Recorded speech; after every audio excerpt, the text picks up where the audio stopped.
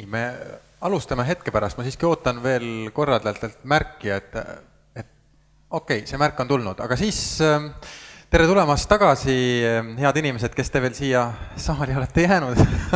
Rõõm teid kõiki näha ja ma loodan, et see, mis me nüüd siin tegema hakkame, et see pakub teile siiski nii palju huvi, et te meiega natuke kaasa mõtlete ja kindlasti on teil võimalik ka sellesse järgnevasse vestlusse ühel hetkel sekkuda, aga mida me siis praegu teeme? Meil on algamas paneeldiskussioon teemal, kuidas jaguneb vastutus töötaja vaimse tervise eest. Ja selles paneelis on meil 4 suurepärast osalejat, väga lühidalt tutvustan teile veel neid. Seal, ma hakkan sealt poolt peale, istub juhtimiskonsultant Ülo Vihma, kelle loengut te saite just kuulata. Sealt Ülo kõrval on Kaia Jäppinen, Linnahalli aktsiaseltsi juhatuse liige. Siis Rait Kuuse, kes on Sotsiaalministeeriumi asekantsler. Ja lõpuks Ülle Matt, kes on Swedbanki personaliosakonna juht. Personalijuht. Väga kena. Ja teil on siis kasutada 4 peale 2 mikrofoni, nii et kui te midagi ütlete, siis katsuge seda öelda võimalikult mikrofoni sisse. Aga selleks, et selle teema juurde nüüd minna ja meil on tõesti antud aega siin ligi 1,5 tundi, et nendest asjadest rääkida, et võib-olla te avate kõigepealt natukene oma tõesti sellist täiesti isiklikku kokkupuudet ja isiklikku vahekorda selle vaimse tervise teemaga, kas siis täiesti isiklikus elus või ka tööalases elus. Et võib-olla Ülle, hakkame sinust peale. Tere minu poolt ja miks ma nõustusin siia tulema ja miks see teema mind väga kõnetab, et ma olen olnud personalijuht, ma arvan, umbes täpselt peaaegu 20 aastat. Ja viimase 7-8 aasta jooksul on see teema kindlasti palju aktuaalsemalt olnud lauale just personali töös. Ja see on see, miks me sellega tegelen iga päev. Ja teine kindlasti mina ise. Mis see tähendab? Oled sa ise nii-öelda ka olnud kuskil piiridel vankunud? Absoluutselt. Aha. Olles aktiivselt ikkagi olnud ettevõtete tippjuhtkondades pikka aega, siis ikka tekib see tunne, et aega sa võngud kusagil. Ja võib-olla veel, mida sa täpselt sellega mõtled, et see on nüüd viimasel ajal kuidagi eriti päevakorda kerkinud teema, et selle 20 aasta jooksul, kas varem olid inimestel seda probleemi lihtsalt ei olnud või miks see just nüüd on nii-öelda esil? Probleemi on ikka olnud, et pigem on see võib-olla suurem teadvustamise küsimus, et inimesed on hakanud ennast rohkem väärtustama ja oma aega väärtustama ja ise endale rohkem tähelepanu pöörama, aga kindlasti on ka teema selles, et minu arvamusel on töö läinud intensiivsemaks, ehk et isegi kui see 8 tundi seda tehakse intensiivsemalt kui 10 aastat tagasi. Ja mina paneks siin natuke süü ka tehnoloogiale. Hästi, Rait. Ma saan aru, et siin on vaja ka midagi enda kohta, aga alustuseks nii-öelda, anda 3 tükka veel. Aga mina võib-olla 2 pidi siis nii-öelda selle teemaga samamoodi, et üks on see isiklik vaade ja teine on siis professionaalne vaade. Professionaalsest vaatest alustades siis mina olen tegutsenud juhi kohal ühes või teises organisatsioonis alates 2001. aastast. Nii rahvusvaheliselt kui ka Eestis. Nüüd siis klassifitseerub siis sinna tippjuhtkonna alla. Ja see on tegelikult 2 pidi, ta on ühelt poolt nii isiklik kui ka teistpidi siis näeb ka ju juhida teisi inimesi, et siis 2 pidi nagu nende olukordadega kokku puutunud. On olnud nii endalgi neid momente, kus tahad pistikut seinast välja tõmmata ja on ka seda tehtud, on ka põgenetud kuhugile kaugemale Eestist seda nagu paremat elu otsima. Ja näed samamoodi ka tegelikult nagu inimeste pingeid, et üritad siis neid kuidagi maha võtta. Aga ma olen sellega nõus, et tänapäeval tegelikult sa ei saa töö eest väga hästi peitu. Et see selline, töö on sul kogu aeg nagu kaasas, et ma ei räägi sellest, et pühapäeval tuled ja osaled paneelis, aga pigem nagu see, et tegelikult see kõik on väga intensiivne. Ja kui ma vaatasin alguses, jõime kohvi siin hommikul ja siis vaatasin seda slaidi, kus keriseb, et umbes, et kuidas see tasakaal peaks tegelikult olema, et 8 + 8 + 8. Ja siis ma mõtlesin oma nädala peale tagasi, no mitte kuidagi ei tule seda 8 välja. Et ei ole tulnud ei 8 tundi und, 8 tundi ei vaba aega ega ka 8 tundi tööd, et mitte kuskil ei ole seda 8 olemas, pigem on olnud pigem nii, et töö osakaalu on suhteliselt palju, und suhteliselt vähe ja see vaba aeg on selline väga ebamäärane, sellepärast et sa tõenäoliselt kiikad ühe silmaga ka kuhugile, kas siis sotsiaalmeediasse või siis oma mailboxi või kuhugile mujale. Ja ütleme sellise olukorras hästi pikalt olles sa pead tekitama endale mingisugused, elu lihtsalt sunnib, tekitama sulle endale mingid ellujäämismehhanismid või ütleme sellised strateegiad. Minu üks strateegia näiteks, mis tõenäoliselt põhjustas sulle ka palju meelehärmi, on see, et laupäeviti ma üritan eemale hoida meilidest ja kõigest muust. Meeleheitlikult refreshisin oma nuppu eile, et kas juba tuleb meil, ei tulnudki. Ja üritasin endast eemal hoida, et üks päev nädalas võiks selline olla, et kus ma natukene teadlikumalt seda tööelu nagu maha võtan, sest et ülejäänud karussell nagunii käib üsna intensiivselt ringi. Nii et ma arvan, et siin on see, et inimeste enda ja kuhu ma tegelikult tõenäoliselt siin paneeli juures korduvalt ka tagasi tulen, on see, et kui rääkida vastutusest, siis inimestel endal peavad olema need tööriistad kuskil. Kuidas neid tööriistu inimesed endale tekitavad või kus nad selle saavad, see on omaette küsimus, aga peab olema mingisugune tööriistakast, kuidas siis selle läbipõlemisega, aga ka elu tasakaaluga tervikuna tegeleda. Kaia.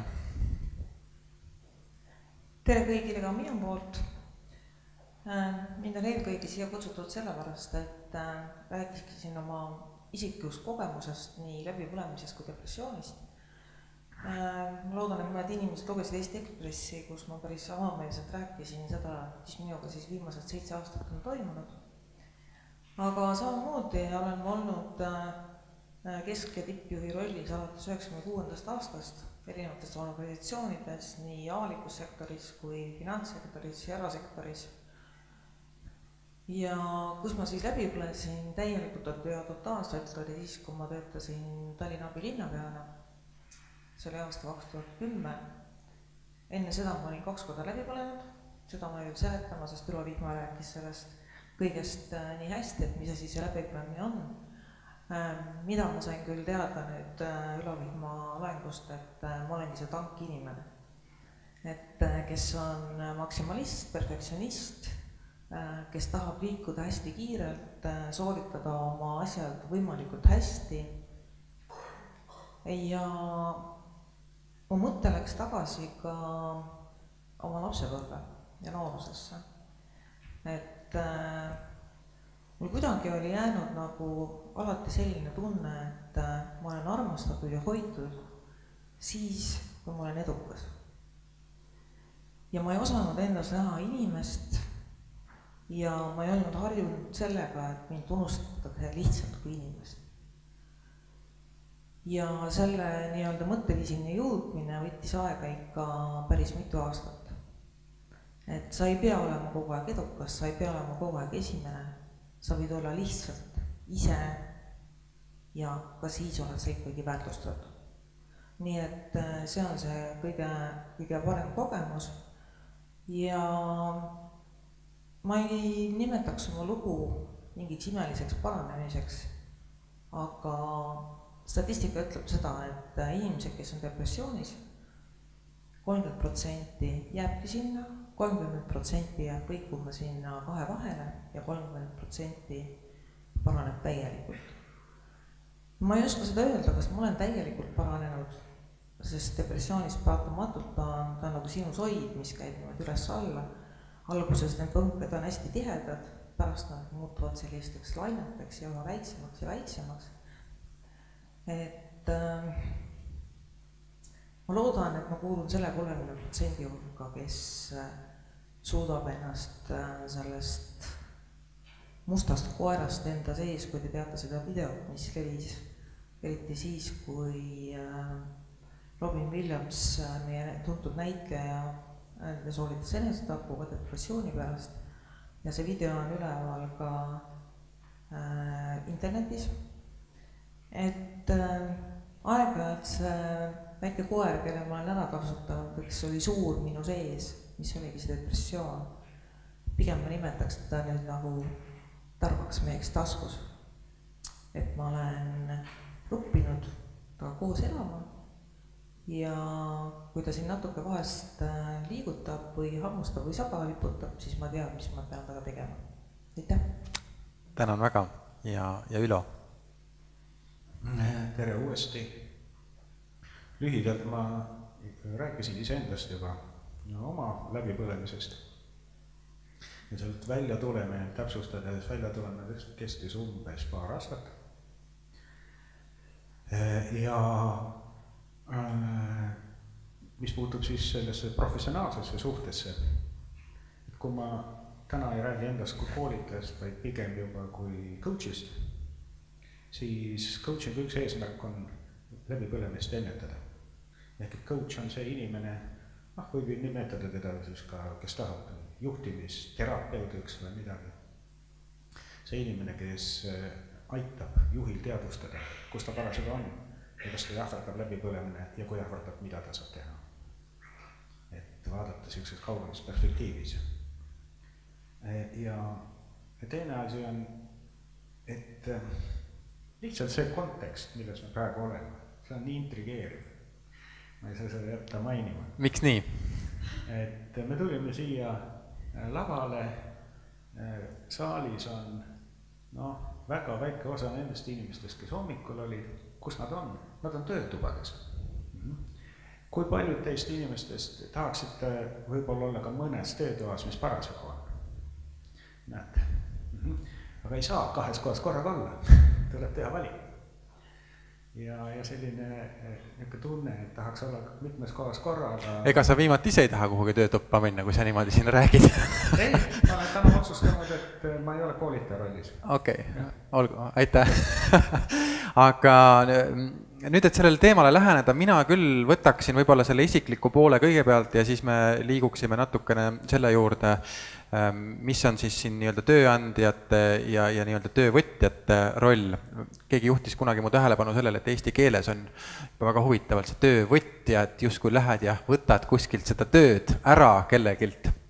Et siin on juba mingid keelelised sellised väiksed aktsendid ja nüansid nendel sõnadel, aga ma tahaks võib-olla siis esialgu olla nii-öelda tõesti selle läbipõlemise, selle kurnatuse fenomeni, selle kogemuse enda juures, et tõepoolest see on ju selline natuke ka käibefraas või nagu Ülo, nagu sa ka ise ütlesid, teatud siuke kujund või metafoor, läbipõlemine, aga et kui tõsine asi see siis siiski on, et kui te räägite sellistest aastaste pikkusest väljatulekust või taastumisest, mis teeb selle asja siis ikkagi nii karmiks?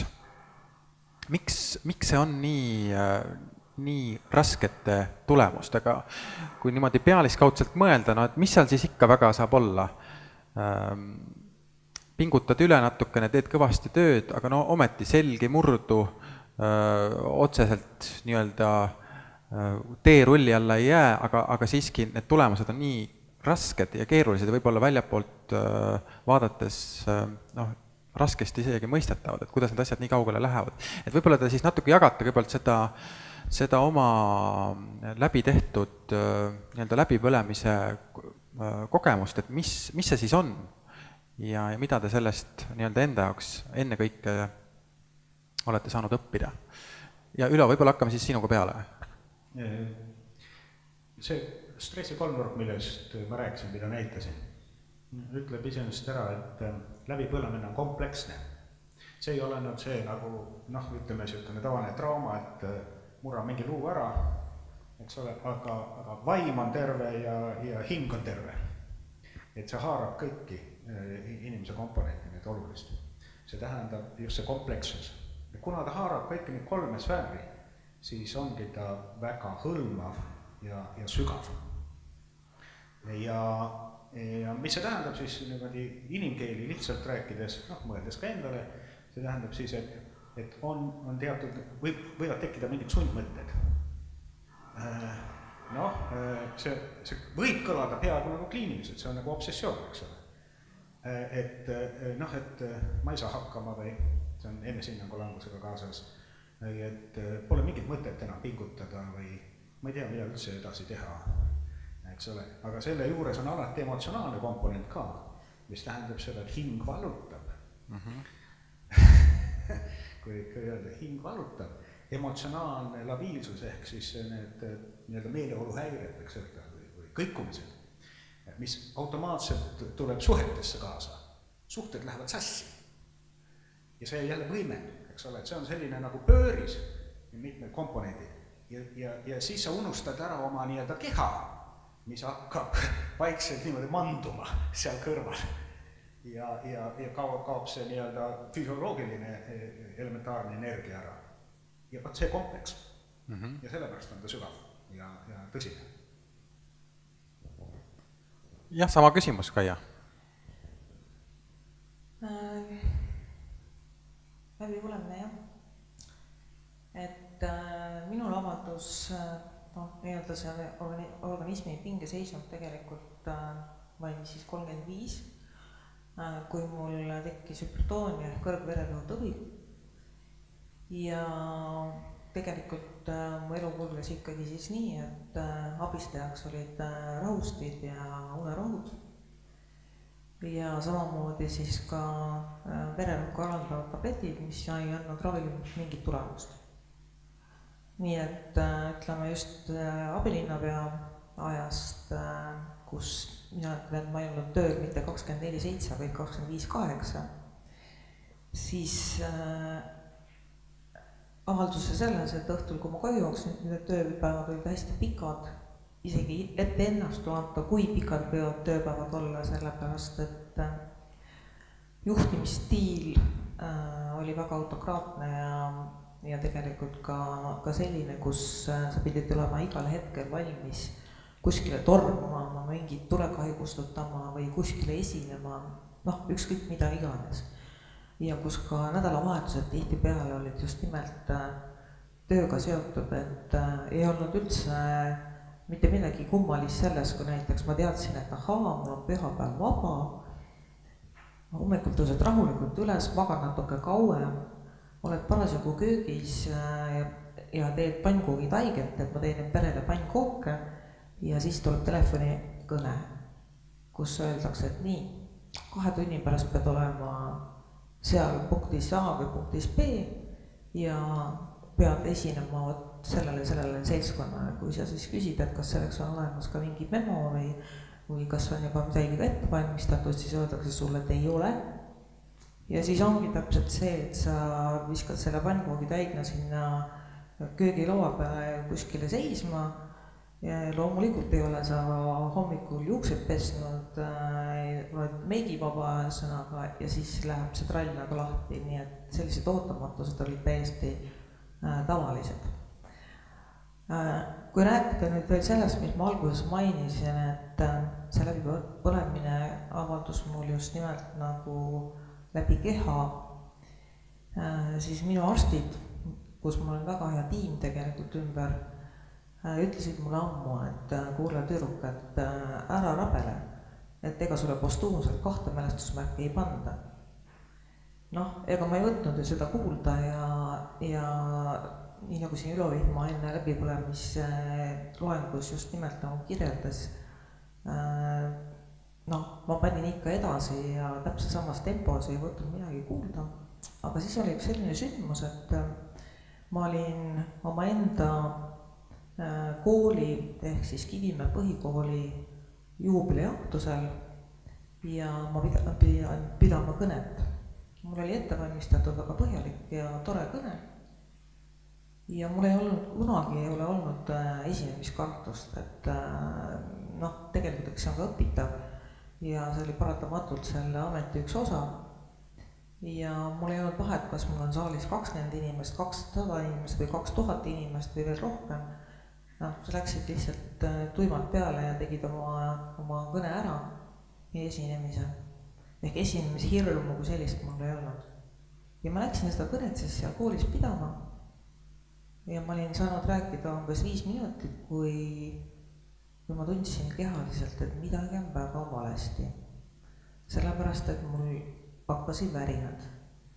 Ja kuni selleni, et ma hääl värises, terve keha värises, mul ei olnud muud varianti, kui õnneks ma suutsin selle jutu nagu ruttu kokku tõmmata ja muidugi pool juttu jäi rääkimata. Aga pärast seda ma läksin loomulikult oma arstide juurde, mis see siis nüüd oli. Sest see kogemus oli minu jaoks nii hirmutav. Ja nad ütlesidki, et aga mida me sulle oleme rääkinud? Sul on puhkust vaja. Ja nii oligi, see oli kuskil detsembrikuu alguses ja me otsisime esimese toreda reisi, õnneks oli tõesti väga vahva reis Aafrikasse, Kambiasse, mis on üks väike riik seal Senegali kõrval. Ja kuna see keskkond seal oli nii teistsugune, siis tõesti oli väga hea puhkus. Ja ma lugesin siis ka täpselt samamoodi seda sama raamatut, mida siin enne näidati, kus on burnoutist ehk siit läbipõlemisest juttu. Ja ma sain aru, et ma pean ise korrigeerima oma päevakava, mis oli enne täis pikitud kogu aeg koosoleku otsa, kohtumine otsa. Ma pean sinna vahele jätma aga mingisuguseid pause, sest ei saa ju niimoodi töötada, et sa isegi ei saa võib-olla tualetis käia või rääkimata mingist kohvi joomisest või lõunasöömisest. Ja mul õnnestus seda tempot nii-öelda maha võtta, aga läks umbes pool aastat mööda ja ma olin täpselt samas punktis tagasi. Ehk siis see tempo oli jälle läinud kõrgeks. Järgmine kord oli aasta 2009, kus oli ilus suvepäev. Ma olin oma kodus, oma aias, parasjagu tegin seal mingisuguseid aiatöid ja korraks istusin päikese kätte maha ja minu hea sõber koer Tanna oli minu kõrval. Ja siis ma vaatasin taevasse, vaatasin päikest, vaatasin väikseid pilvetutse ja hakkasin mõtlema, et mis mul siis nagu kuidagi tuju on ikkagi ära ja ma ei ole enam nii energiline, mis mul siis nagu viga on, et kõik on nagu korras. Et elamine on, elukaaslane on, tütar on tubli, mul on töökoht ja kõik on hästi. Ja siis ma äkki avastasin, ja siis ma hakkasin mõtlema, aga mida ma ise tegelikult elult tahan. Ja ma ei leidnud sellele vastust. Ma sain aru, et ma ei oska enam unistada. Ma ei oska enam tahta mitte midagi. Ma olen ennast ära kaotanud. Ja see oli teine selline arusaam, kus see pani ikka nagu endal puuga pähe. Ja kuni siis selleni, et aastal 2010, see on otseses mõttes ühel hommikul ma tööle minnes või hakates tööle minema, kukkusin kokku. Kiirabi viis mind haiglasse. Ja kui ma siis olin seal haiglas olnud nädal aega, olin ma oma palatis, vaatasin palati valget lage ja minu jaoks oli selge, et mul on vaja üks leht valget paberit, kuhu ma kirjutan, et palun mind vabastada abilinnapea ametikohalt. Ehk lihtsalt sealt karussellit maha hüpata, kuid teadmata, mis tulevik toob. Ja depressioon avaldus tegelikult üldse pärast seda, kui ma olin juba töölt ära tulnud, aga sellest ei ole natuke hiljem. Jaa, ma pöördun kohe Rait nüüd sinu poole, et sa ise kirjutad ja ütled, et need vaimse tervise probleemid on meie ühiskonnas väga suured. Nüüd, kui me oleme selliste lugude valgel, siis nii-öelda riigiametnikuna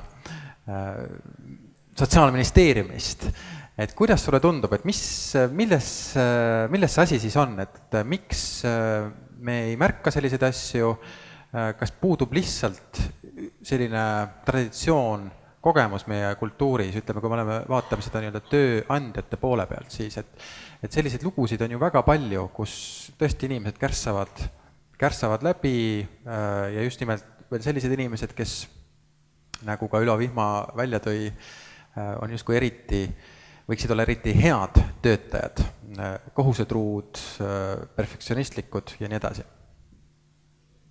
Hea küsimus. No teil on kindlasti statistikad, uuringud, kõik on tehtud. Seda on meil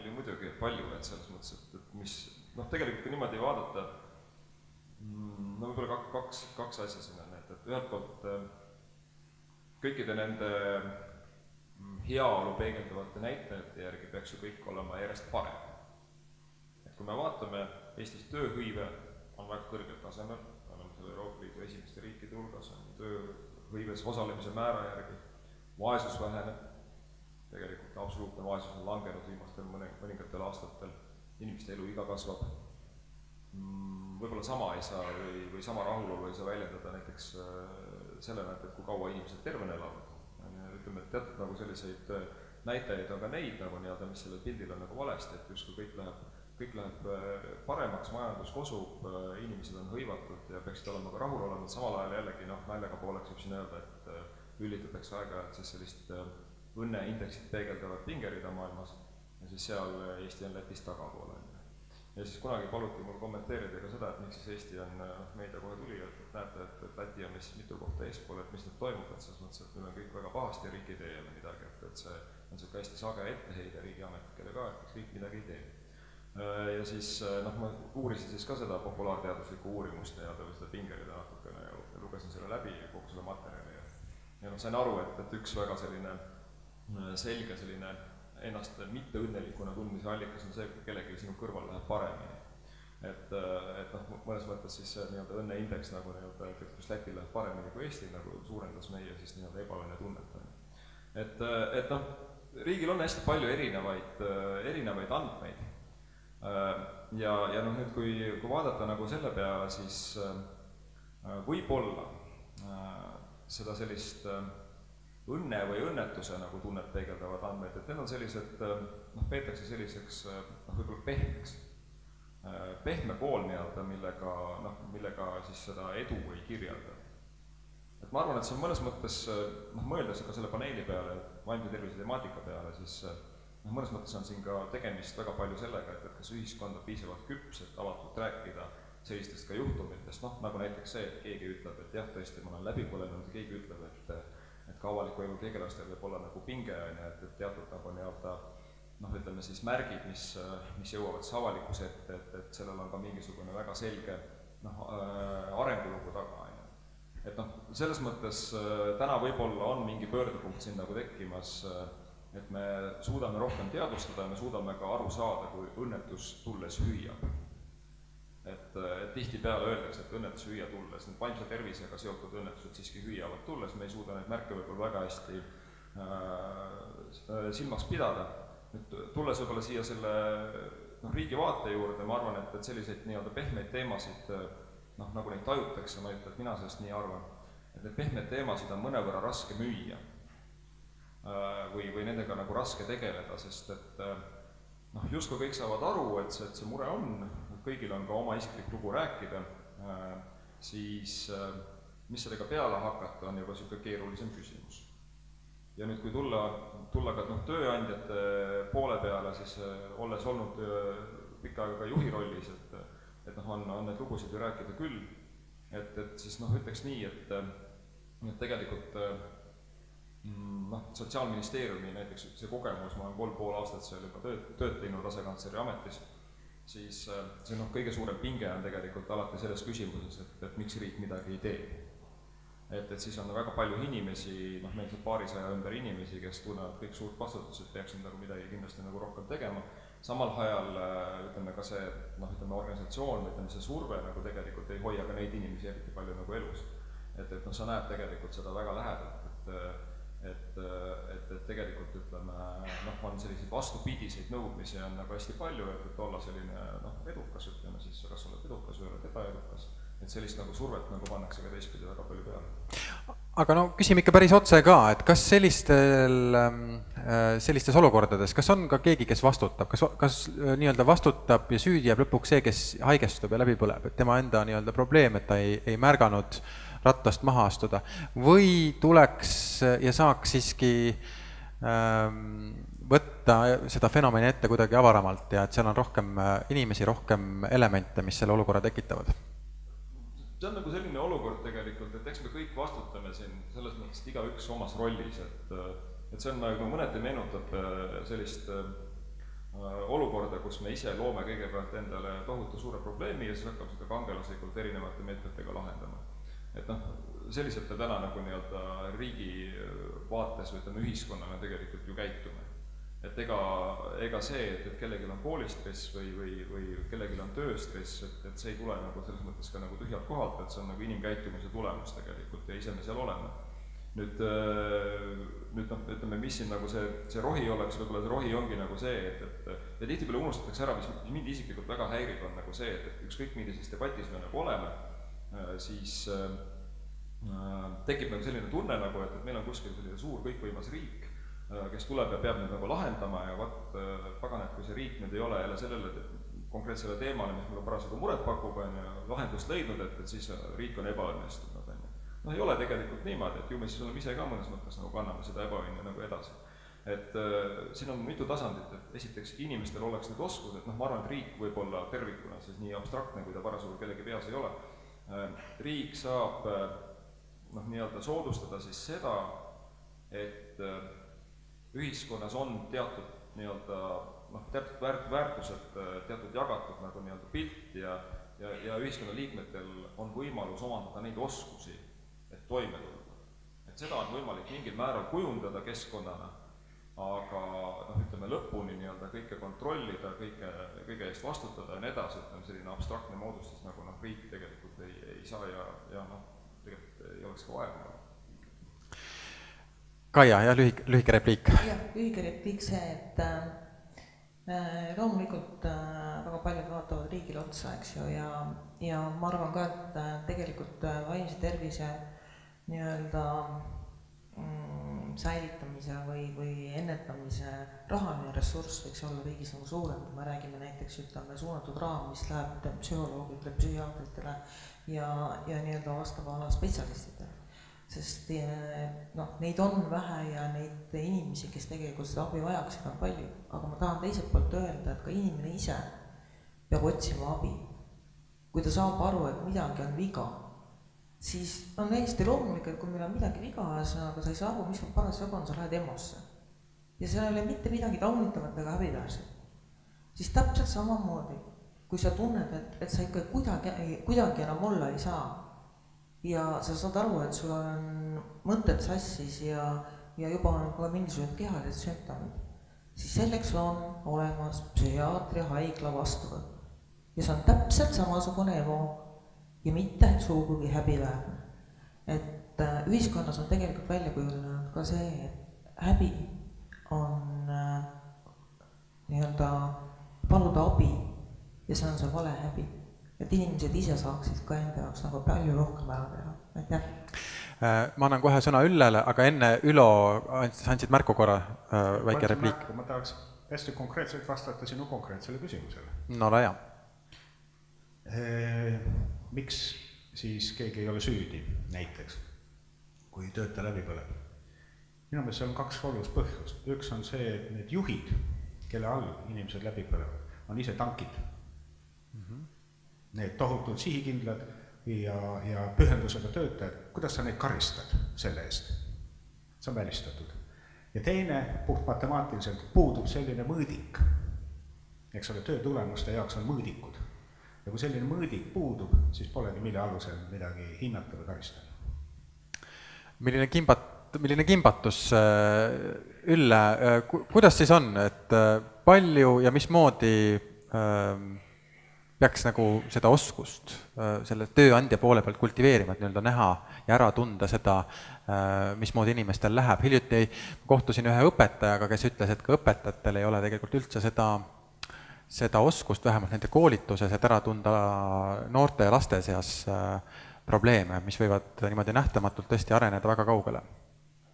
Ja eelkõnelejad on ilusti tööandjate rolli ka rääkinud, et tegelikult tõesti vastutus jaguneb ikkagi 50-50 või noh, jagame siis nagu kolme peale riik, tööandja ja inimene, eks ju, kui me siin oleme, aga ma ei tahaks ära võtta inimese enda vastutust, et mul on olnud au ja võimalus töötada sellistes ettevõtetes või kultiveerida sellist kultuuri, et kus hoolitakse töötajast.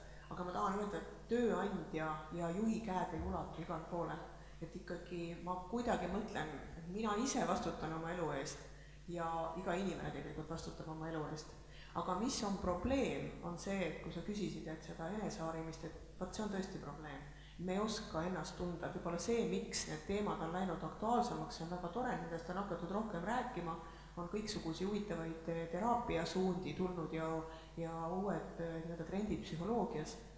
Positiivne, inimesed hakkavad sellega rohkem tegelema, aga minu küsimus on see, et tegelikult hommikul mõtlesin, võib-olla me peaks ikkagi rohkem koolis õppima seda sama asja, et tööandjana meil on väga palju kohustusi, me peame äratama inimeste loovust, mis on koolis justkui kuhugi kaduma läinud, et me peame neid õpetama ennast motiveerima, me peame neid õpetama ennast ära tundma, et tegelikult ma ei ütle, et me teeme, me tahamegi teha, sest see inimene ei suuda muidu töötada. Siin oli juttu sellest juhist ja et tankjuhi all inimesed töötavad ennast sodiks. Et tegelikult on see, et see inimese enda äratundmine, et kas ta, mis on tema roll, mis ta üldse teha tahab, et ma näen väga palju selliseid asju, mitte ma ei õigusta juhte, vaid osad inimesed ongi need, kes on kõrgema stressitaluvusega ja lähevad edasi, aga keegi kohusta kedagi kellegi all tegema neid ja neid ülesandeid. Et see on see, et ma näen, et inimesed võib-olla ise valivad ka vahel selliseid ameteid, mis on võib-olla justkui neile tundub sotsiaalne staatus ja sellised tunnustused, et nad valivad endale selliseid rolli, mis tegelikult neile ei sobi. Ehk et inimesed, kes võib-olla tahaksid omaette, tegelikult peaksid omaette vaikselt mingeid asju nokitsema, valivad sellised ametid, mis nõuavad esinemist ja ülesastumist ja nii edasi, et ma arvan, et hästi oluline on see enda tundmine. Et see nii-öelda siis, aga no sellest jääb väheks, et tööandja seda ainult teeb, et see võiks kusagilt veel juba alata. Olgu see enda tundmine on ilmselt tõesti üks tähtis koht ja see on ka üks iidne teema, üks suur teema, et kes on inimene ja kuidas nii-öelda oma enda piire ära tunda. Võib-olla Ülo, ma pöördun kõigepealt selles küsimuses veel sinu poole ja ma alustaks nii, et teatud mõttes, kuulates neid lugusid, neid mõtteid, selle tänase kultuuri ja ühiskonnaga saab nagu suhestuda väga erinevatel tasanditel. On sellised revolutsioonilisemaid võimalusi ja võib-olla natuke leplikumaid võimalusi. Selline revolutsioonilisem variant ütleks meile seda, et kogu see süsteem ikkagi sellises teatavas kapitalistlikus formatsioonis nii-öelda, teda ei huvitagi ikkagi see inimene lõpuks. Et me teeme head nägu, koolitame, sätime, et inimene nii-öelda toimiks selles süsteemis, aga tegelikult summa summarum kogu seda süsteemi inimese heaolu, tema mingisugune sisim, enese realiseerimine, see tegelikult ei huvita kedagi. Et see oleks võib-olla selline kõige radikaalsem, revolutsioonilisem vaade, mis toob endaga kaasa igasuguseid alternatiivmõtlemisi. Ja võib-olla natuke pehmem on siis tõesti see, et süsteemil ja ühiskonnal ei ole nagu viga midagi, täitsa head võimalused on siin elada, aga tuleb tõesti kuidagi adapteeruda, kohaneda siis selle keskkonnaga ja võib-olla teha ka endas mingisuguseid kompromisse. Et Ülo, sina kui treener, coach, palju sa sellistele, kuidas sa vastad nendele küsimustele, et kas see ühiskond, see kultuur põhimõtteliselt, kus me praegu oleme, elame, et kas see on nii-öelda see koht, kus me peaksime olema? No kus pagan me siis peaksime veel olema?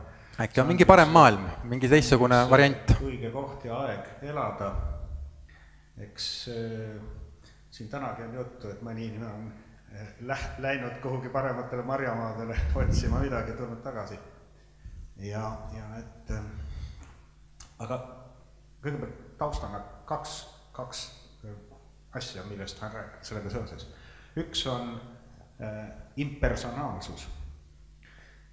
Diffuussus oli see, ehk see hajusus oli see organisatsiooni mõiste seal, et sellise organisatsioonis on sihikindlal inimesel raske toimida. Ja paneme nüüd selle ühiskonna konteksti.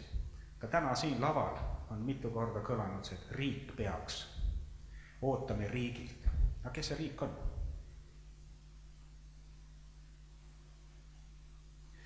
Ja nüüd täpselt sama asi on süsteem. Süsteem on, seal ei ole ühtegi persooni otseselt. Nii et me räägime siis, kui me tahame üldse midagi muuta, siis me peame vaatama personaalset asju. ja ma väga loodan, et meie avalikus kõnepruugis hakkab see mingil päeval ikka ära kaduma, see riik on, riik tahab, riik oleks nagu subjekt. Me teame, et riik on subjekt ainult välissuhtluses. Sisesuhtluses oleme me ise riik. Aga siis teine asi on see veel, et see märkamise asi, et kes peaks siis tegema. No riik ei peaks tegema, sest riik, see oleme meie, ehk siis me ise peame tegema. Organisatsioon, ma olen ka organisatsiooni osa. Ma olen selle tiimi osa, selle meeskonna osa. Milline on minu vastutus, milline on minu võimalus, milline on minu tahe. Ja seal tuleme ühe väga olulise kestva vastuolu juurde, mis on indiviidi ja grupi vastuolu. Et meie Grand Old Lady organisatsiooni käitumises Mae Vadi on sellest palju kirjutanud, ütleb, et see vastuolu ei kao kogugi. See on põhimõtteliselt kogu aeg olemas. Mina ja siis meie. Ja see on üks habras tasakaal. Ja see habras tasakaal ei ole püsiv. Nii nagu minu Taani õpetaja kunagi ütles, et meeskonna loomine on pidev protsess, sel hetkel, kui ta valmis on, ta hakkab lagunema teisest otsast, eks ole. Mis tähendab seda, et see mina-meie vahekorrale keskendumine on üks asi, millele tasuks juhtidel mõelda, millega tegeleb siis ka nõustav või konsultant või coach, et inimene saaks seda vahekorda analüüsida. Ja me teame, et näiteks juhtimise üks baasmaatriks, kõige üldisem juhtimismudel üldse maailmas, mida mina tean, on selline asi nagu Blake Moutoni juhtimisbaasmaatriks, mis ütleb, et juhid vaatavad kas eesmärki või suhteid, kui nad inimestega töötavad. Nad üksinda ei tee tulemust. Ja vaat kus see skaala nüüd on?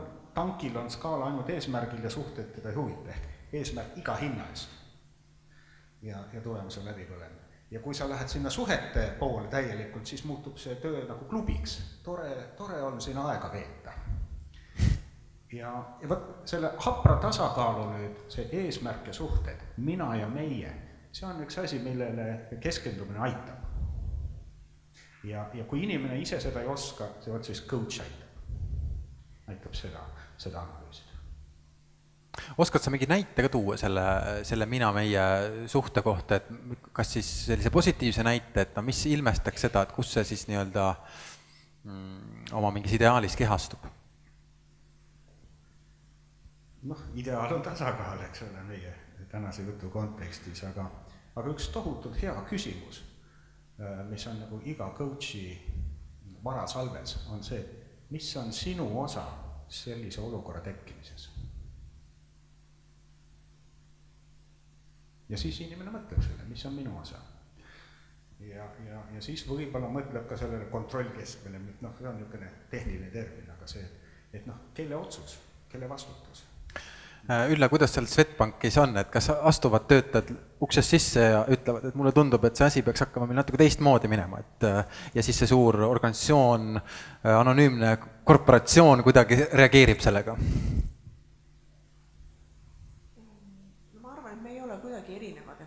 Meid kuidagi ilustada, eks me püüdleme kogu aeg millegi parema ilusama poole. Ma läksin Swedbanki, mul oli väga suur üllatus, et inimesed väga palju tegeletakse selliste vaimsete teemadega. Tervisenädal või tervisekuu on üks populaarsemaid asju, kus inimesed osalevad just sellistel mindfulness ja sellistel koolitustel, mis tähendab, et inimesed ise otsivad ka lahendusi. Et see teeb tööandja elu kergemaks. Teisest küljest, näiteks vaimse tervise teema, ma arvan, et see tänu töötajatele tuligi nii-öelda rohkem päevakorda, et töötajate ettepanek seda asja kuidagi teisiti korraldada, ehk et kui me räägime nüüd töötervishoiust ja tööohutusest, räägime ka seadusest, ikkagi me ei saa ilma riigita hakkama. Et tegelikult juba see ütleb ära, mis on tööandja kohustus, mida peaks tegema ja sätestab niimoodi vastutused, õigused, kohustused, see tegelikult kõik väga ilusti paigas. Et ainult, et nüüd need probleem on selles, et natukene võib-olla rõhuasetus on teine, on see tootmisettevõte või on see selline see organisatsioon, kus on rohkem tagatubasid ja kus ongi määramatus suurem. Ja see määramatus suureneb veelgi, et see ei ole nii, et nüüd on neil on need struktuurid, on mingid põhimõtted, et nüüd on see vahukommi organisatsioon ja nüüd osad on, kus on kõik käib nagu õlitatud masinavärk, et selle tehnoloogia arenguga selline määramatus ikkagi suureneb kõigis organisatsioonides. Aga valmidus nagu vastu võtta töötajate ettepanekuid, ma arvan, et on meil olemas, aga suurt laeva tegelikult pöörab ikkagi päris aeglaselt. Ja see sõltub nüüd sellest, kas inimesed ise tulevad kaasa nende muudatustega või ei tule.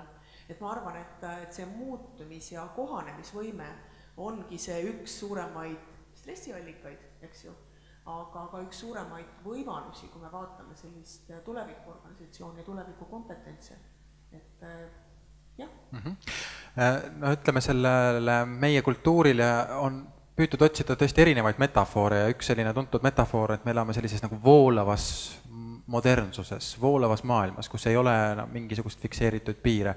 Ja selle valgel on välja toodud seda, et tegelikult seesama tööandja ja töö, ütleme, sina kasutasid seda vahukommi metafoori, aga ta istub meil tegelikult kukil pidevalt, igal pool, ta on ammu sinna koju juba sisse voolanud ja kodu ja töö ja kõik need vanad mingid sellised kategooriad on ammu omavahel sassi läinud. Et Rait, mis siis peaksid olema need hoovad nii-öelda, millest sa rääkisid, et kuidas ikkagi selles voolavas, hajusas ruumis enda jaoks neid piire kehtestada ja neid üldse leida? Me ei mõtleme nagu selle peale, et mul ka siin viimase paari nädala jooksul on olnud väga mitmes erinevas riigis umbes samadel teemadel jutuajamisi, nimelt jutuajamisi sellest, et millised on tuleviku väljakutsed ja eelkõige siis, et kuidas siis tööturg hakkab muutuma ja kõik see.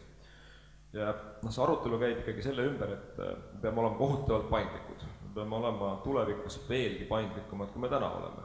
Ja need tööd, mis ei eelda paindlikkus, mis eeldavad sellist rammu ja sellist mehaanilist töösooritust, et need tööd kulu järgi kaovad ära.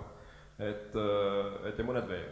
Aga samal ajal jällegi öeldakse ka, et ei kao päris ära, aga ütleme, et neid tööoperatsioone inimesed enam ei tee, aga siis tekib juurde selline, selline veelgi tugevamalt vaimsem ja selline nagu mõtestavam nagu nii-öelda komponent, kus siis tekivad täiesti uued nii-öelda töökohad ja väljundid. Samal ajal inimene peab olema kohutavalt paindlik ja olema valmis oma eluaja jooksul 3 erinevat ametit nii-öelda omandama ja siis ümber õppima kogu aeg.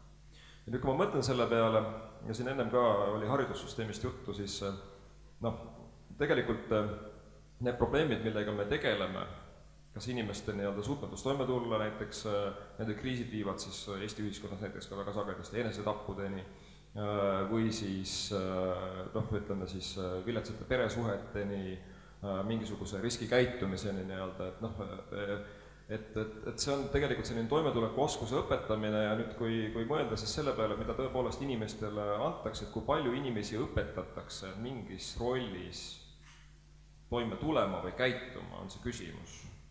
Et mind koolis ei õpetatud, ma julgen väita, ei õpetatud olema lapsevanem, ei õpetatud olema nii-öelda nagu peresuhtes, mind ei õpetatud ka juhiks selles mõttes, et mind ei õpetatud tegelikult paljudeks asjadeks, mida ma nagu vajan, küll aga õpetati mulle kõrgemal tasemel matemaatikat ja füüsikat.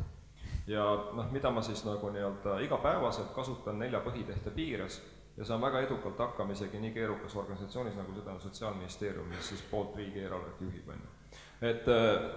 Ma tahan nagu öelda nagu seda, et ütleme teatud nagu need nii-öelda asjad, mida meile õpetatakse, mõnes mõttes on juba ära tehtud kuskil mujal, kas siis mingisuguse äpi või Exceli või muu asja poole pealt. Et meil seda tegelikult ei vaja, et meil on vaja sellist nagu laiemat võib-olla nagu kohanemisvõimekust ja oskus. Ja nüüd tulles nagu siis selle juurde, siis ma arvan, et me oleme täna tegelikult selles punktis, kus me peame endale lahti mõtestama, et mis siis on selle inimvara hoidmise nagu ütleme need võtmekohad ja ma arvan, et selline kõrgtasemel matemaatika tõenäoliselt paljud vaidavad nagu vastu, ei ole nagu see esimene koht nagu nii-öelda, et selle alla on vaja ehitada mingisugust nagu teistsugust kultuurkihti praegu. Aga oskad sa ka kohe välja tuua, et mis selle matemaatikale, mis alternatiiv siis on? Alternatiiv on see, et ma arvan, me peaksime võib-olla rohkem õppima seda sotsiaalsust ja ütleme inimeseks olemist, ehk siis sotsiaalseid suhteid, kuidas käituda, kuidas ka iseennast juhtida ja läbi selle hakkab tekkima see nii-öelda sünergia ja tekib ka nii-öelda, me peame õppima või õppima inimesi nagu rohkem, et mitte nagu nii-öelda pigem sellist nagu faktiteadust, on ju. Et noh, mõnes mõttes see inerts on tohutu, mis meie nende vanade selliste protsesside ja mõttemallidega, mis nendesse programmeeritud on ja me ei saa nagu sellest nagu välja. Et me ei räägi ka, täna on tegelikult väga oluline päev Eesti riigi jaoks, et meil toimub siin päris palju suuri muudatusi üle terve riigi. Ja kui ma mõtlen, nagu, mis selles debatis siis nagu nii-öelda kõlama jäi, siis jäi kõlama nagu see, et mingid tasuta asjad ja mingid vastandamised ja mingid sellised asjad nii-öelda, aga jäänud kõlama nagu see, et umbes niimoodi, et mis siis nagu nii-öelda meid tulevikus edasi viib. Vähemasti see on minu nagu peegeldus praegusel hetkel siin, olemata poliitik. No on ju osa selliseid psühholoogiast, psühhanalüüsist sellised teraapiakoolkondi, kes väidavad, et sellised depressioonid, rasked, sügavad sellised augud, hinge, pime öö, et need on sellised paratamatud sellised arengustaadiumid ja kui me püüame võib-olla neid isegi kuidagi liigselt ennetada, liigselt maha vaigistada või maha suruda, et me siis tegelikult takistame nagu mingite selliste sügavamate, suuremate protsesside edenemist. Et Kaia, ma pöördun veel sinu poole, et kuidas sulle tundub, et kas see vaade, et sellised rasked, hingeliselt kurnavad ja võib-olla ka elu muutvad elamused, kas nad on sellised paratamatud asjad, läbi mille inimene nagu areneb, saavutab mingisuguse uue seisundi vaate elule või siiski tegelikult saaks elada ka nii, et neid ikkagi vältida ja sellele vaatamata areneda? Siin ongi nagu küsimus, et kas me peaksime muutusi vältima? Milleks? Elu on elu. Ja paratamatult me peame minema teatud protsessidega kaasa ja me peame olema kohanemisvõimelised. Minul on nagu endal selline põhimõte, et iga sündmus, mis minu elus aset leiab, on kogemus. Ükskõik, kas ta on positiivne ja negatiivne, ka negatiivsest asjast on alati võimalik leida midagi positiivset tulevikuks. Nii et ma arvan, et me tegelikult peaksime kõik vaatama peeglisse. Me peaksime õppima tundma iseennast kui inimest. See ei ole nii lihtne ja paljud ei suudagi seda. Kogu aeg on keegi teine süüdi, kogu aeg on kas siis täpselt seesama riik, kohalik omavalitsus, kes iganes. Aga inimene ei mõtle nagu selle peale, et kuidas ta ise saaks nagu elada niimoodi, et vaatamata nendele muutustele ta säilitaks tasakaalu ja hingerahu, mis on tegelikult ju see, mida me kogu aeg nagu otsime. Ja ega sellest, muidugi ühiskond paneb meile päris palju kohustusi peale, et kui ma vaatan oma põlvkonda, kes on siis 50+, et ega meil ei ole kerge olnud, et me oleme pidanud ennast siin tõestama mitu korda, et me suudame siin elus ja ühiskonnas ellu jääda, et üks oli see nõukogude aeg, kui me lõpetasime oma kõrgkoolid ära ja läksime nii-öelda töömaile, ja teine oli siis, kui tuli uus Eesti Vabariik ja vaadata, vahepeal oli see kooperatiivide aeg, ja huvitavad ajad on olnud tegelikult.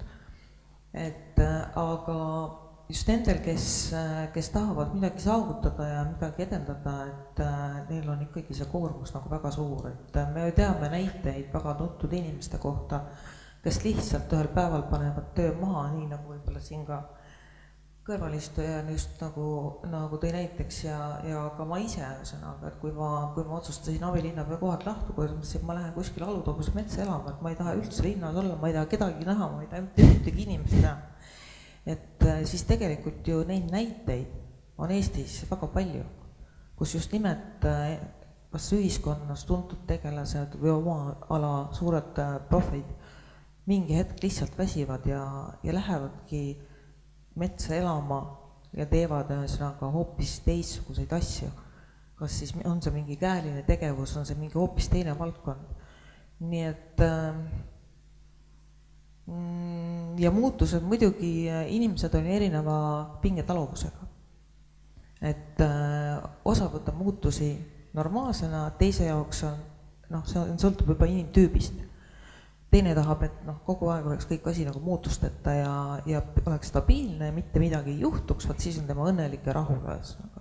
Teised on jälle sellised, kes tahavad pidevaid muutusi, tahavad areneda. Nii et ma arvan, et inimene peab ise nagu ikkagi endale ka selle selgeks tegema, et ta peab arenema, sest minule näiteks isiklikult meeldib väga meeskonnatöö. Mul on olnud ükskõik, kus ma olen töötanud, mul on olnud väga head meeskonnad.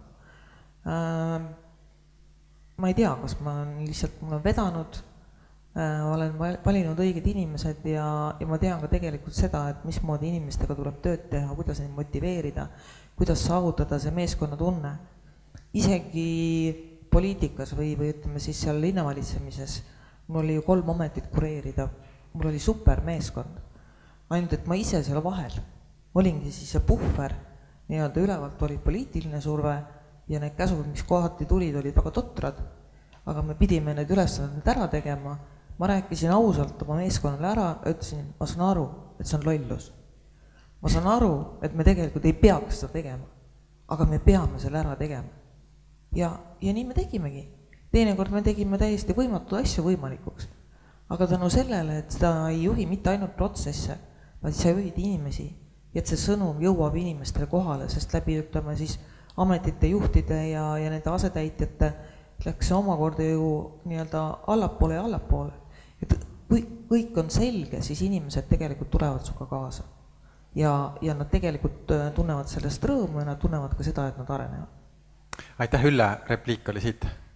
Ja, et ma midagi praktilist ka saalis olijatele, et tegelikult ikkagi ei peaks seda musta auku ootama jääma. Et ma arvan, et enese leidmine võib seal kuskil vahepeal ka sündida. Et mina olen ka balansseerinud ja seal kuskil vahepeal õppinud ja analüüsinud. Et innustaks ikkagi inimesi mõtlema selle peale, et mitte niivõrd ajama seda tööõnne taga, et paaniliselt, et vaadates, et keegi teeb mingit tööd ja ma peaks nüüd sama edukas olema ja kõik, vaid mõelda selle peale, et mida mina tahan teha ja mis on see, mis mind tegelikult õnnelikuks teeb.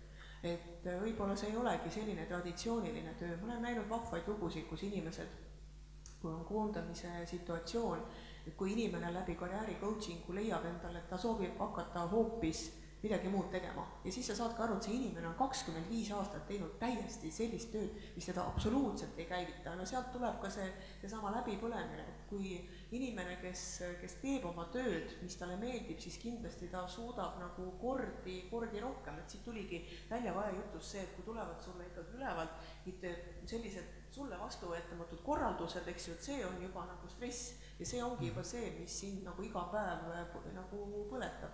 Sellist tööd ei pea tegema.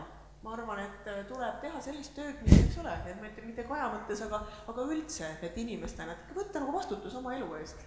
Ja ei pea, selles mõttes nagu tõsiselt, et ei ole nii, et ülemus on loll ja annab nagu valesid korraldusi. Kaia, kuidas tol korral oleks seal olnud, et kui oleks protestinud vastu, et võt see on ikka üks jabur asi, et seda me nüüd küll ei tee, et kas see töö oleks sinu jaoks kiiremini ära lõppenud või oleks võimalik olnud kuidagi need käsud targemaks pöörata? Kuidas sulle niimoodi tagantjärgi vaadates tundub?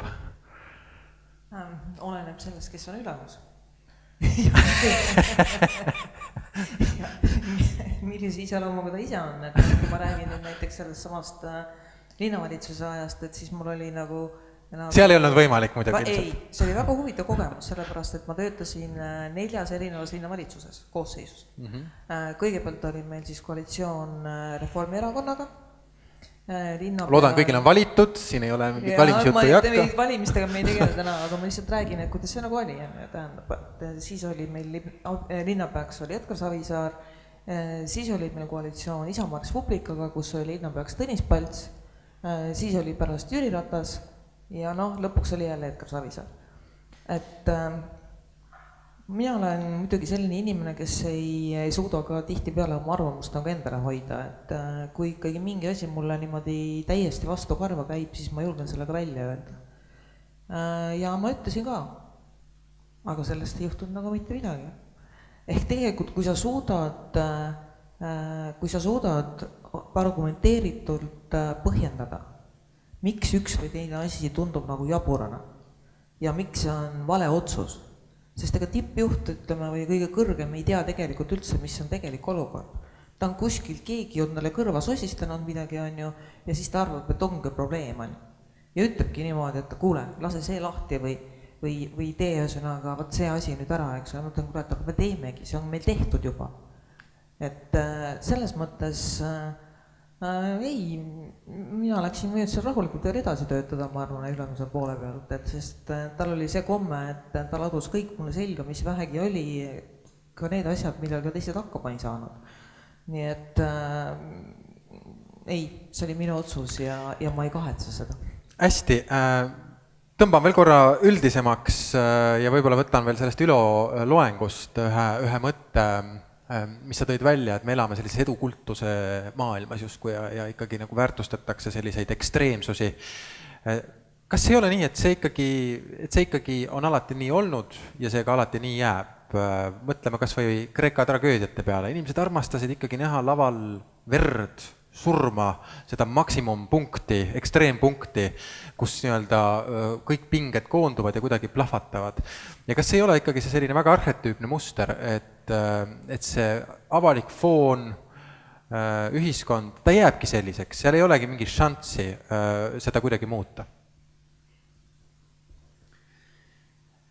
No siin on üks nüanss asjal juures, et laval me läheme teatrisse sellised turvalist pinget saama ja siis võib-olla heal juhul ka katarsist, eks ole, kergendus äkki, tohutu kaif sellest, mis sa näed ja antiikajast me teame jah, et need etendused võisid minna väga veriseks gladiaatorite näol ja seal areeni peal, aga igapäevaelus inimesed reeglina ei taha seda.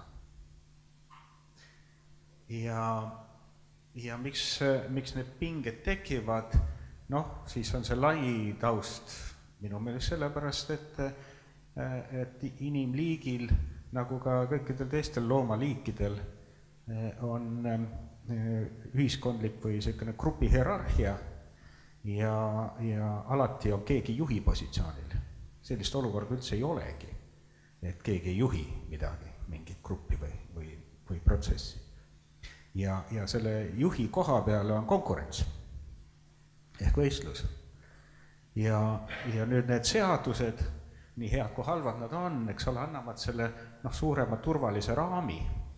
Umbes niimoodi nagu näiteks ühel ajujahi, ma mitmed aastad olin ajujahis seal mentoriks, coachiks ja ükskord paluti ka midagi rääkida pikemalt, siis ma ütlesin nendele inimestele, kes sinna oli tulnud, et te olete suurepärased inimesed, et te olete valinud sellise tee nüüd raha teenimiseks, sest on ja ka teisi võimalusi, näiteks varastamine või röövimine.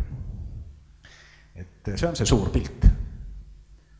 Ja siis ma mõtlesin nüüd Kaia juttu kuulates veel ka, et küsimus on nendes suhetes, mitte lihtsalt selles, et on selline inimtüüp, sihikindel ja edasipüüdlik. Väga tore, et füüsikas on selline asi hästi teada, et kui keha on kuskil ruumis, ütleme meie kosmilises ruumis, ja ta on paigal nii kaua, kui tal ei mõju mingi jõud.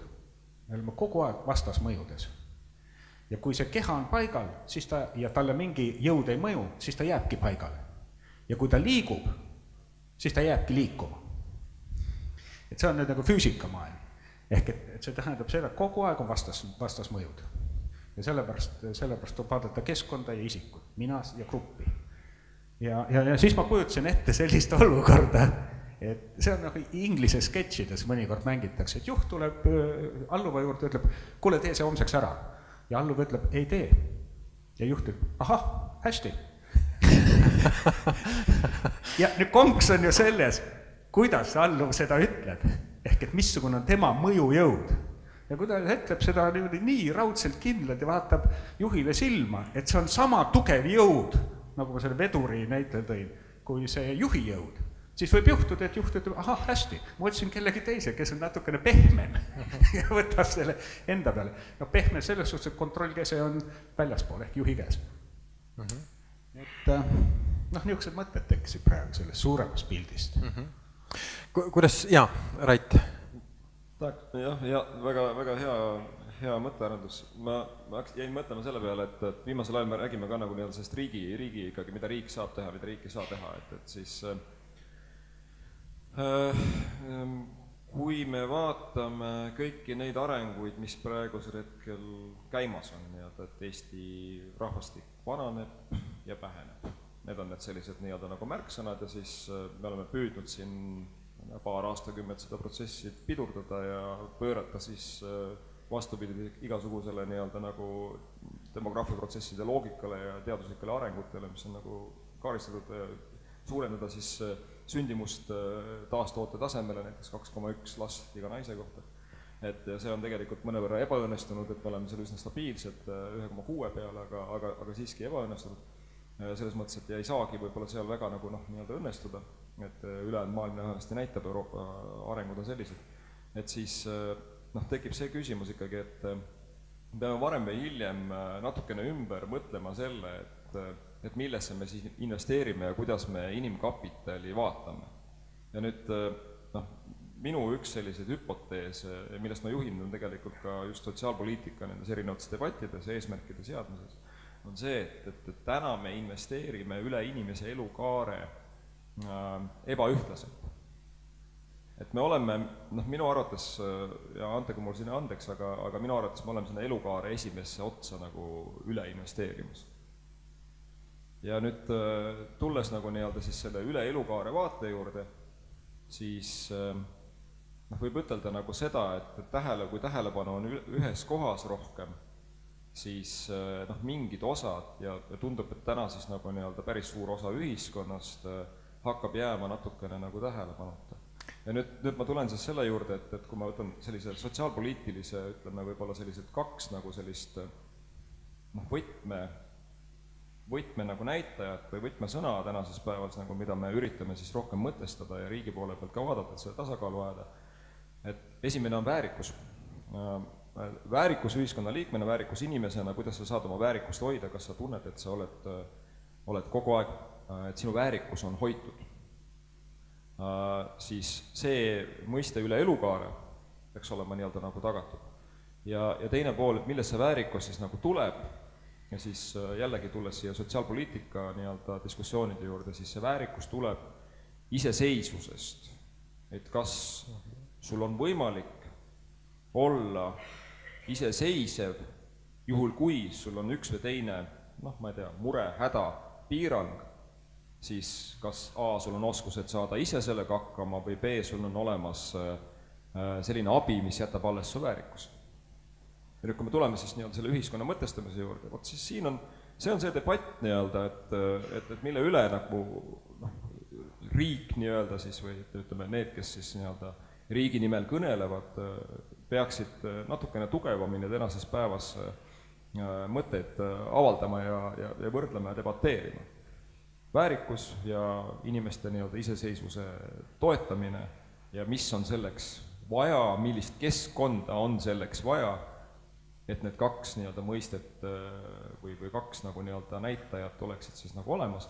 Ja ma ei tea, ma jäin väga mõttesse, et mulle bürokraadina meeldivad väga igasugused näitajad ja protsendid ja kõik muud asjad, et kuskilt peab mingit pidepunkti otsima, et võib-olla siin on mingisugune selline Eesti ühiskonna uue näitaja loomise vajadus tegelikult, et mis siis annab edasi seda inimese heaolu mõõdet nii-öelda. Kaia, jah? Ma tahtsin täiendada Raiti või siin öelda, et kui me räägime nagu sellest ja pidevalt hirmutame tegelikult avalikkus sellega, et Eesti rahvas on nii-öelda väljasuremise ohus, peale selle, et mul on inseneri kõrgharidus, olen ma ka veel demograaf ja minu uuring, mis ma tegin küll aastal 89, aga see oli perspektiivis 25 aasta peale ja veel tagant järgi mitusada aastat, siis ega Eesti rahva demograafiline käitumine ei ole väga palju muutunud. Tegelikult see, et mis on ju meie rahvaarvu vähendanud, et kui meil kunagi oli sündivus, oli 25 000 last aastaseks, praegu on seal kuskil 12 500, et noh, see oli eelkõige ikka tänu sellele, et vene rahvusele, kes meil nagu elasid, eks ole, seda sündivust on kõrgemal hoidsid.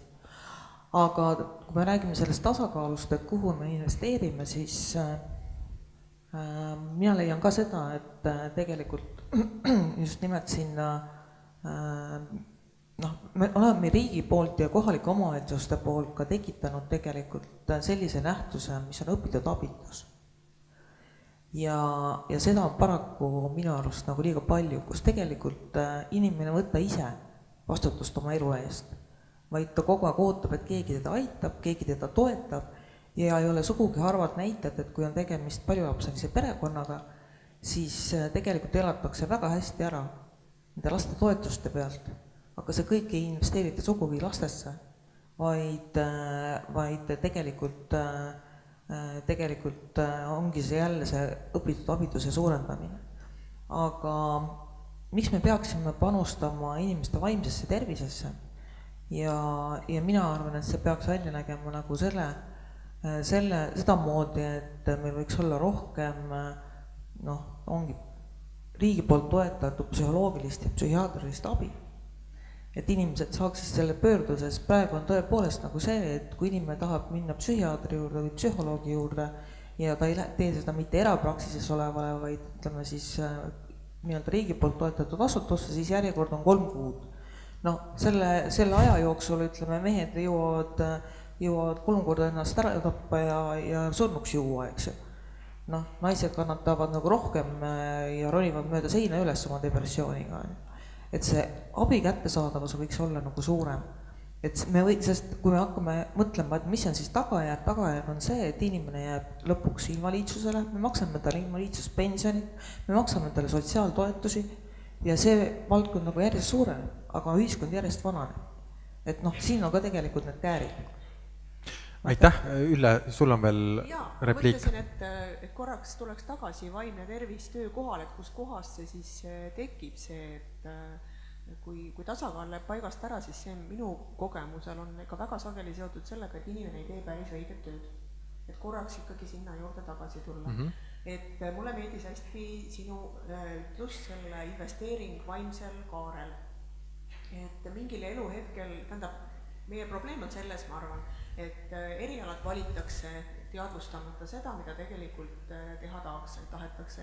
Kas see on õige asi, kas see on õige eriala, mida õpitakse, minnakse tööle ja siis ollakse õnnetud.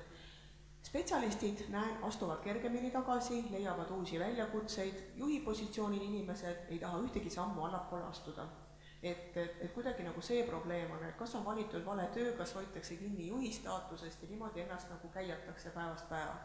Et ehk et kõigepealt nagu see, et millesse me üldse investeerime. Et ma olen nõus, et see alguses peaks investeerima, et noored teeksid õige valiku ja ma olen väga ka seda coachingu usku ja kõike sellist, et kus me kuidagi püüame inimest avada ja et tal leida ennast. Aga teate, tuleb elukaarega see teine pool, et kus tegelikult inimene tahakski midagi muud teha, ehk et see, kus ma näen ka sellised vaimsed läbipõlemised, on see, et inimene võib-olla elab oma vanusele liiga tempokalt. Ehk et see tegelikult olekski mõistlik võib-olla oma elus teha, proovida erinevaid asju ja võib-olla midagi juurde õppida või ümber õppida. Et see on see koht, ma arvan, et kus me saaks nagu tööandjad ja riik nagu üksteisele käe ulatada, et sellist karjääricoachingut ka juba elukogenud inimestele, et teha võib-olla midagi muud, osa aega olla Alutagusel, osa aega olla Tallinnas, eks ju, et ei peaks nagu nii-öelda see olema need valikud nii radikaalsed, sest me tegelikult peame ikkagi tööelus püsima pikalt. Nii et kuidagi, kuidas seda nagu säilitada. Aga korraks ikka tagasi sinna tulla, et kus see läbipõlemine tuleb ja miks see tuleb siis selline vaimne õnnetu olemine, kui me räägime töökohast, kui me ei räägi perekonnast. Ikkagi sellest, et kas me teeme õiget asja, kas meie valitud tempo on õige, eks ju, ja nii edasi. Nii et ma arvan, et siin ma leidsin ühe hea mõtte, mida saaks arendada. Ja, aitäh selle mõtte eest ka. Ma korra nüüd pöördun Rait sinu poole, et kuidas sulle tundub, kas neid psühhiaatreid, psühholooge, kas nad tulevad? Jah, see on kas te nüüd lahendate selle probleemi riigi poolt ära, see küsimus on. Et ma saan nagu aru, et tegelikult on tarvis nagu inimestele seda tuge pakkuda, aga ma siiski ütlen, kui suures plaanis nagu rääkida, siis see on ikkagi tegelemine jällegi tagajärgedega, et ütleme, et me võime seda tagajärge jäädagi tootma. ja kui me nagu selles mõttes sellele nüüd nii-öelda nagu ei keskendu, et kuidas neid tagajärgi ka ennetada ja tegeleme siis nii-öelda võimalike nii-öelda siis selle kangelasliku probleemi lahendamise võimekuse suurendamisega kogu aeg, siis kahjuks me jäämegi sinna rattasse kinni. Nii et jah, ma arvan, et aja jooksul need teenused kindlasti parenevad, muutuvad kättesaadavamaks, vähem killustatuks ja kõik see nagu nii-öelda käib paratamatult kogu aeg nagu kaasas, aga kui me peame fookuse panema kuhugile siiski mujal. Ja Ülo ka veel, kiire repliik. Ei, see on see selline retooriline küsimus, et kas on loota, et lähiajal tekib Sotsiaalharidusministeerium? Ja Kaia, kas sul oli ka veel lisada praegu sellele või ma küsin veel ühe küsimuse?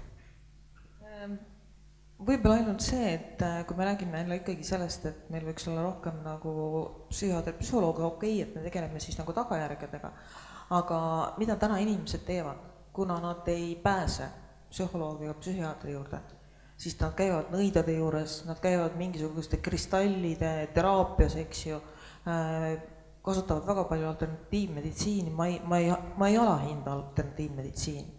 Ma olen ka ise seda proovinud ja ma olen ka ise sõna otseses mõttes kõik võimalused läbi käinud, ka homopaatiad ja jumal teab, mis tervendajad ja kokkuvõttes ma jõudsin ikkagi sellele järeldusele, et nii-öelda meie riiklik meditsiin, tavameditsiin suudab mind aidata.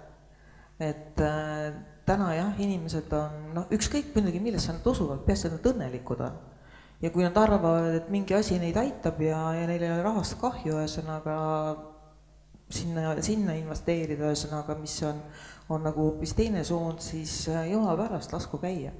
Et inimene peab tegelikult jah, leidma selle rahulolu. Ja see ongi nagu see võib-olla see ennetamine nagu või, et ja inimest tuleb õpetada. Ma tahan oma näitest veel selle, et kuhu ma jõudsin läbi selle, kui ma olin juba ikkagi sügavas depressioonis olnud ja hakkasin sealt nagu välja ronima. Ma tegin enda kohta SWOT-analüüsi, kuhu ma panin siis kirja, et iseenda nii-öelda tugevused, nõrkused, ohud ja võimalused ühesõnaga siin maailma. Ma tegin endale 5 aasta perspektiivi eesmärkide kava, et kuhu ma tahan siis nagu jõuda ja siis sellele, kui sa selle nagu üks asi on see, mida sa mõtled. Teine asi on see, et kui sa selle kõik nagu paberile kirja paned ja see nagu materialiseerub, siis sa näed seda, et kas see asi on võimalik või mitte, kas ma suudan seda või ma ei suuda seda. Võib-olla ma lähengi kogu aeg täiesti vale teed pidi, olengi käinud valet teed. Et sellised asjad ja kaardistada näiteks oma tänane olukord ära, et mida ma tegelikult tahan, aga mis mind nagu ümbritseb. Et minu arust sellised asjad on ka väga tõhusad tegelikult, mida paraku inimesed ei tee. Ja Ülo veel?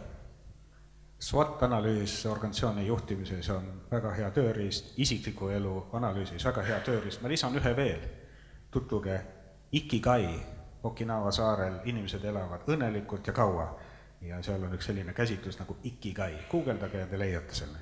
Aitäh selle vihje eest. Meil on tegelikult see ette antud ajaraam õige pea täitumas ja võib-olla on meil inimeste seas ka veel mõned repliigid ja küsimused. Ma tahaksin neid natuke ennetada ja võib-olla ühe sellise lõpuküsimuse ka veel küsida, et vaadata, mis te vastate.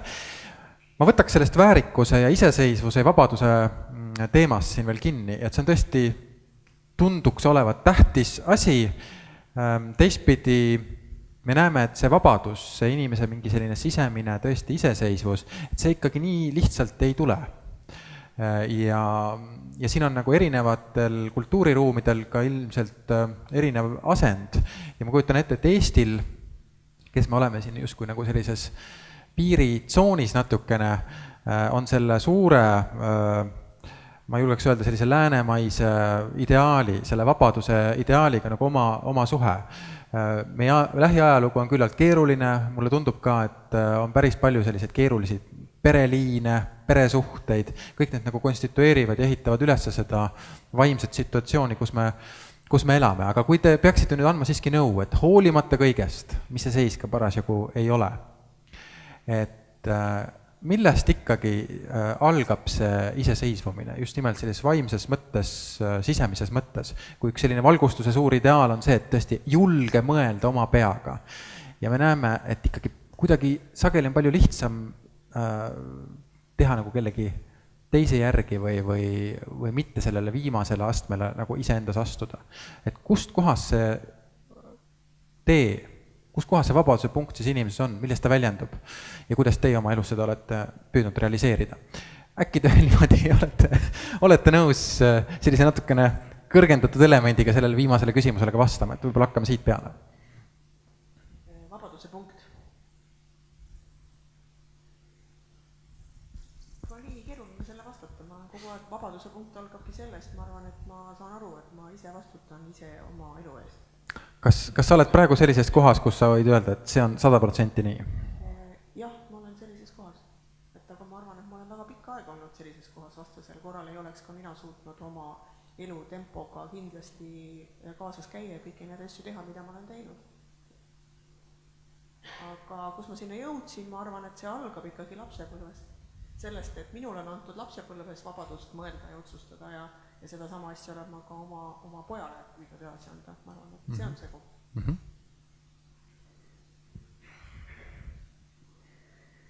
Väga huvitav küsimus, tõepoolest. Aga kui nii võtta, siis täiskasvanu elus, minu arvates suur osa minu elust on läinud mõteldes töötamise peale. Et ma mäletan, et mul esimene juhtiv koht oli siis, kui ma olin 23-aastane ministeeriumi osakonna juhataja.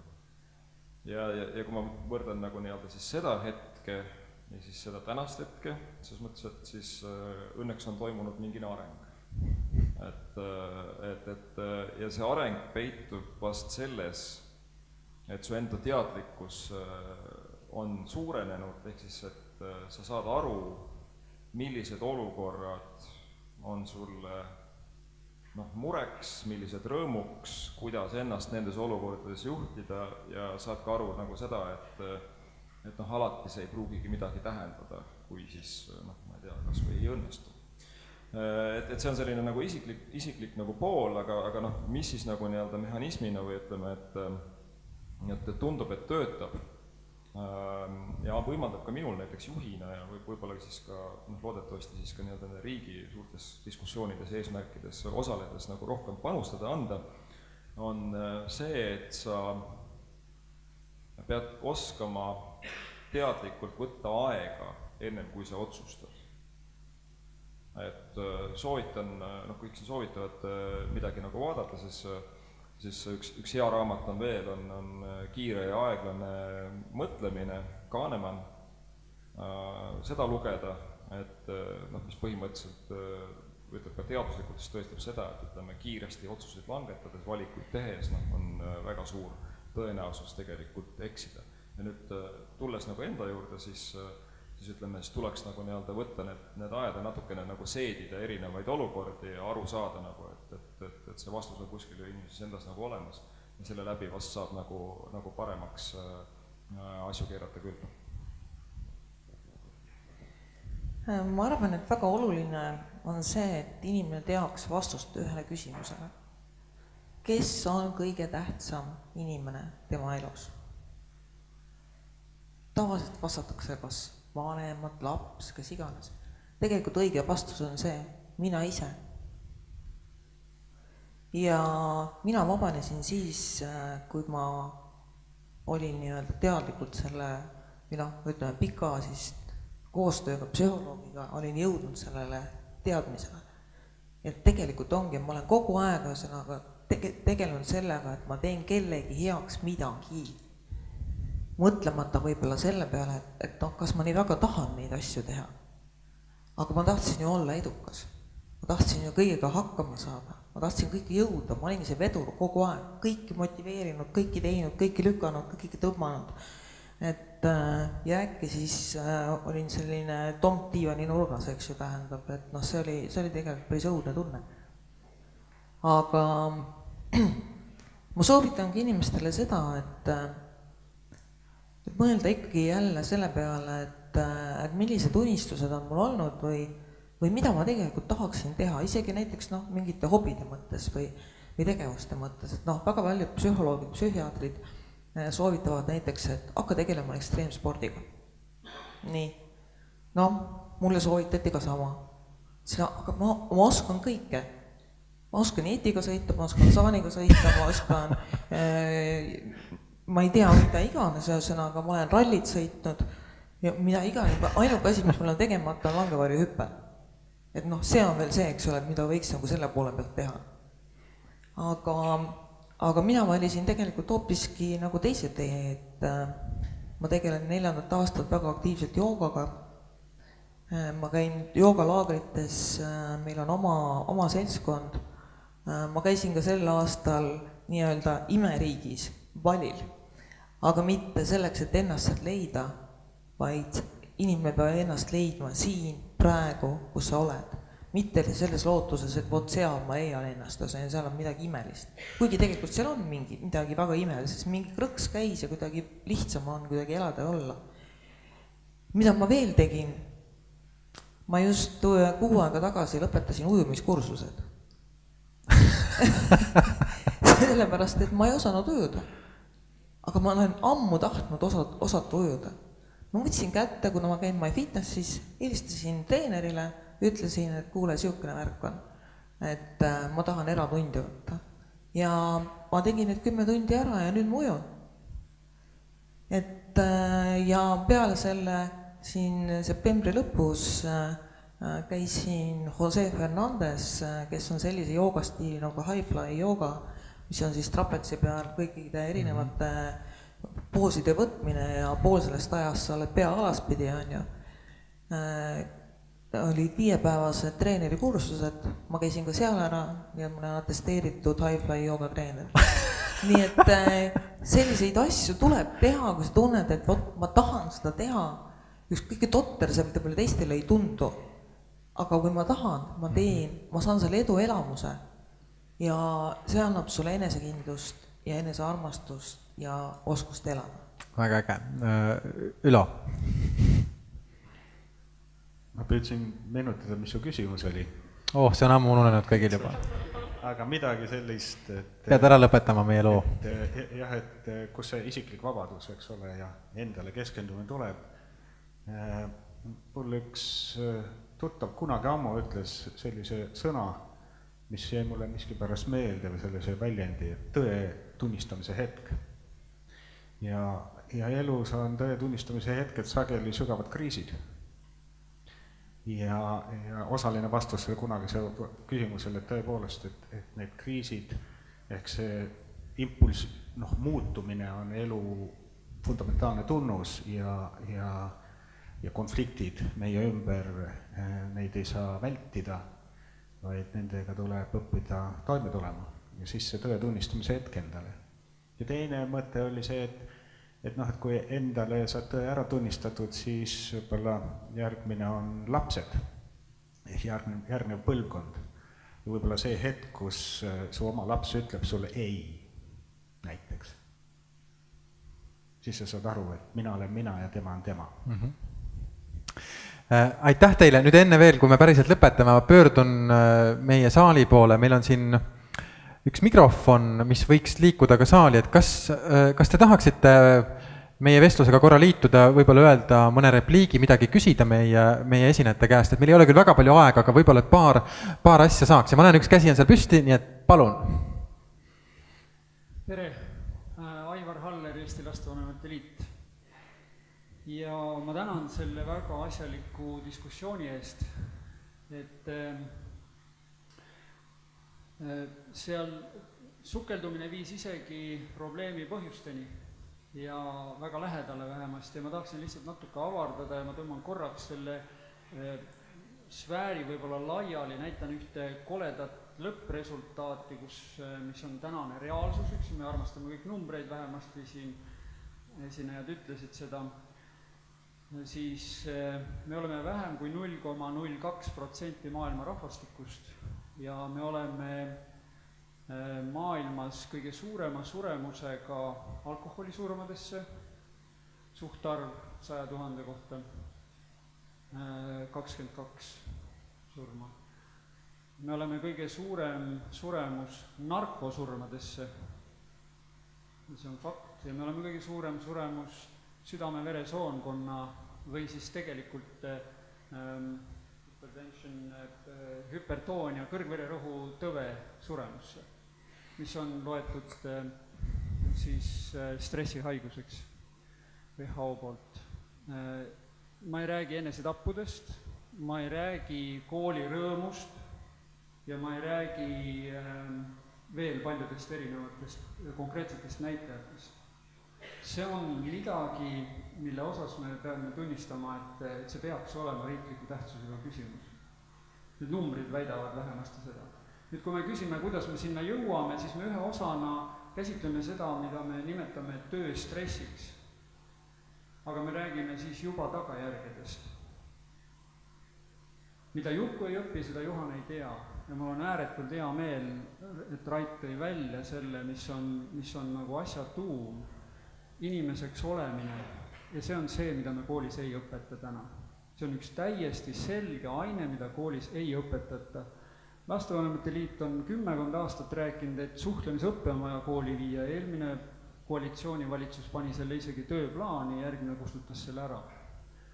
Ja kui me soovime, et meil midagi muutuks, siis minu siiras palve on teie kõigi poole, kellel on vähegi jõudu, et olge head inimesed ja toogem kooli inimese õpetus tagasi sellisel moel inimsuhteõpetus ja toome spetsialistid kooli, et neid ei oleks pärast vaja töö juures ja juba vanemas eas, et õpetame inimesed oma tundeid tundma ja nende tunnetega hakkama saama koolis. Ja siis me oleme investeerinud väga õigesti sinna esimesse otsa Rait ja sealt me saame edasi juba palju väiksemate kuludega hiljem hakkama. Suur tänu! Aitäh! Kas soovib keegi vastata sellele? Rait siis lühidalt. Ma lihtsalt ütlen ühe selle margi siia nagu nii-öelda, et mida on nagu tarvis ja miks mul on ka hea meel näiteks täna siin olla, siin on vaimse tervise koalitsioon. Siin on vaimse tervise strateegia välja pakutud, erinevaid nagu nii-öelda lahendusi ja ka see vaimse tervise mess leiab aset juba mitmendat aastat. Et mida on vaja ka seda, et ütleme, erinevad osapooled tuleksid ja kaasa mõtleksid. Et ütleme, et selline, me ei saa tegelikult, meil on luksus tegelikult oodata, et keegi kuskil tuleb hea idee peale ja suudab selle nagu nii-öelda ellu viia. Ja mul see üleskutse väga meeldib, mis saalist kõlas, et tegelikult meil on vaja tegelikult ühiselt neid sõnumeid hakata edasi andma. Et kui see on ainult üks osapool, on see riik, on see mingi üksik isik või üksik organisatsioon, et see on väga keeruline, aga peab tekkima ikkagi sünergia. Aitäh! Ja praegu on aeg nii kaugel, et võib-olla ma loodan, et äkki te jääte veel siia messile niimoodi natuke ka ringi liikuma, et kui on veel kellelgi mõni... Nii, seal veel üks käsi tõuseb, hea küll. Kasutame selle võimaluse ära. Tänud teile kõigile. Olen Külli Õiglane ja kogemusnõustaja Arengukeskusavituses ja MTÜ Oma Peres. Ja tänane diskussioon oli lai, sügav ja ma hea meelega tahaksin selliseid diskussioone näha Eesti Televisioonis, kus sellest saaks osa palju suurem vaatajaskond ja kuulajaskond. See on väike täppu täis rahvast, kes täna sellest osa saavad. See on see, mida me vajame. Kui ma vaatasin eilseid poliitilisi debatte, siis see on see, mida ma ei vaja. Aga me vajame sisulist lähenemist asjadele ja kõigele muule. Ja enda isiklik kogemusnõustamine on sarnase kogemusega inimese nõustamine, teise inimese nõustamine, kes on käinud ise need augud kõik läbi ja sealt välja tulnud ja tervenenud. Ja oli kogemusnõustajate infopäev. Oli Töötukassa esindaja kohal ja ma küsisin vahel, et kas te vajaksite inimese kogemust, kes on läbipõlemissündroomi ise läbi käinud ja sellest tervenenud. Selle peale mulle vastati, et sellist rida meil seal ei ole, et me tegeleme rehabilitatsiooni meeskondadega, kus on inimesed juba nii-öelda erivajadustega ja tööhõive kaotanud. Kas me tõesti peame jõudma sinna, et ennem kaotavad inimesed tööhõive ja siis saavad nagu nõustamist.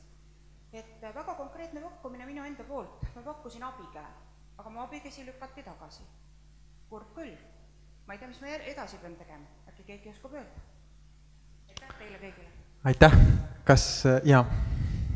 Ma lihtsalt tahaksin võib-olla siin omalt poolt lõpetuseks öelda veel ühe mõtte, et